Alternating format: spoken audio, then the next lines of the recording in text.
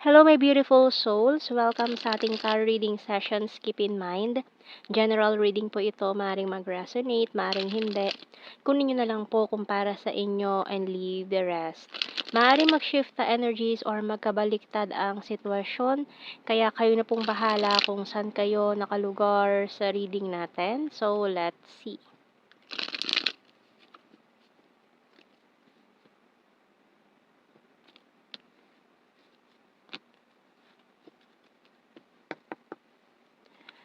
The Nine of Cups. Ooh. And the Seven of Swords. The Knight of Swords, Chariot card, the Empress, Queen of Cups, the Moon, Emperor, and Four of Pentacles. So, may mga specific signs tayo dito ng Libra, Pisces, Cancer, and Aries. Ayan. Okay, so tingnan muna natin sa mga signs and symbol cards. So, mukhang someone here wants to win you back. Ayan.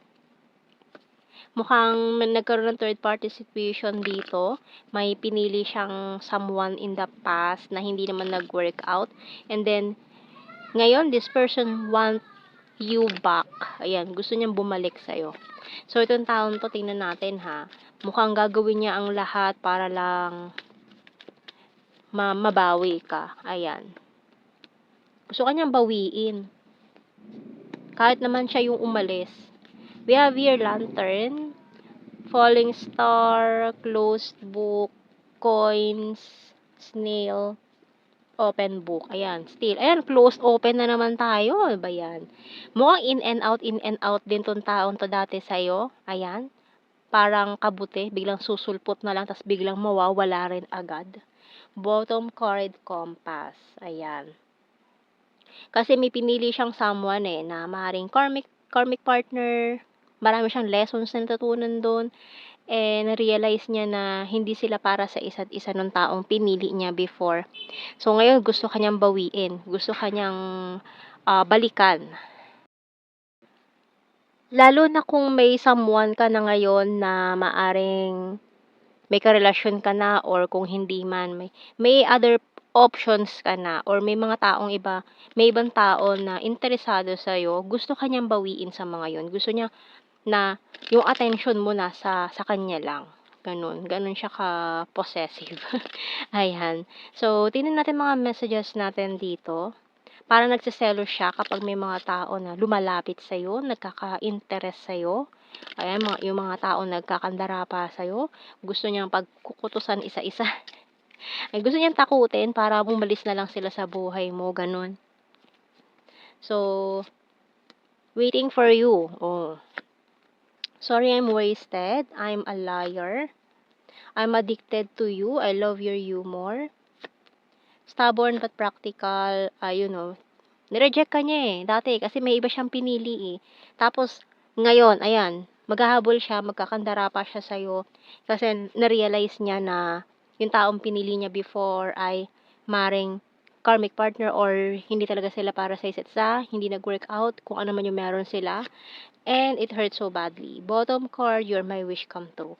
Kasi na-realize niya na ikaw talaga yung wish come true niya with this 9 of cups natin energy dito.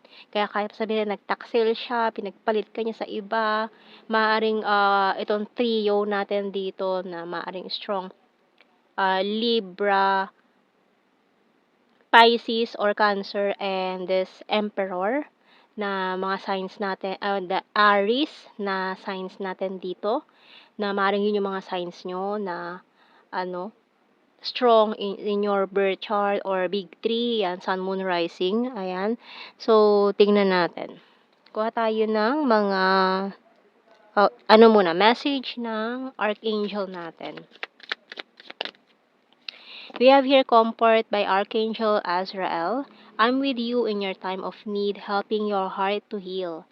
So, tinutulungan ka mag-heal dito sa mga nangyaring ito, maunawaan mo yung mga bagay-bagay. No, kasi mukhang parehas naman kayo na, unfinished business ditong taong ito. May mga, pa din, may mga hindi pa rin natapos, or may mga gusto pa rin kayong linawin in your connection, kung ano ba meron sa inyong dalawa. So, kuha tayo ng more messages natin. Kasi parang hindi pa mukhang hindi pa siya satisfied sa mga nangyari Parang may unfinished business kayo nitong taong ito na kailangang ituloy, ganon. Yun yung pakiramdam niya. Sometimes I stay awake thinking about you. The timing just wasn't right for us. I know that I crossed the line with you. You speak to me through music. You and I were too young.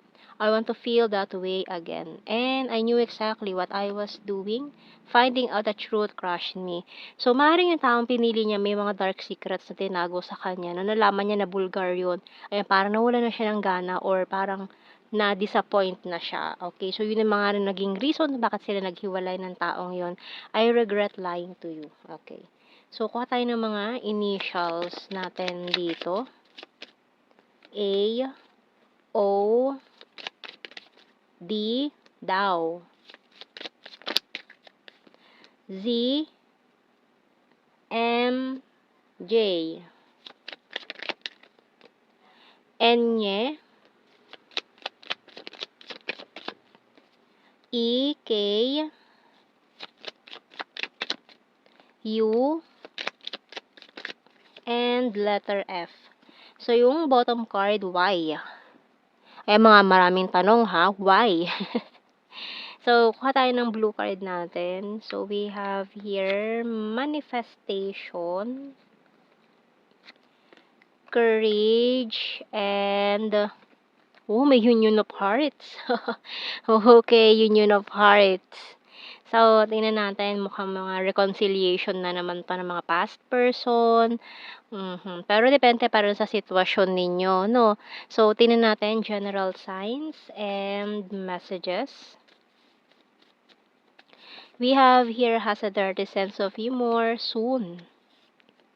Trustworthy, creepy stalker, nag-i-stalk. Green-minded. Oh, need more signs. Okay. Emotional, smart, North PH, cute and chubby, weird. Taurus, caring and February, Sagittarius, skin tag, travel, ex-lover, cold city, high expectations, July, present lover, flirtatious, and South PH. Okay. So, yan ang ating reading, my beautiful souls. Thank you for watching. Take care and God bless. See you in our next reading, guys. Bye-bye.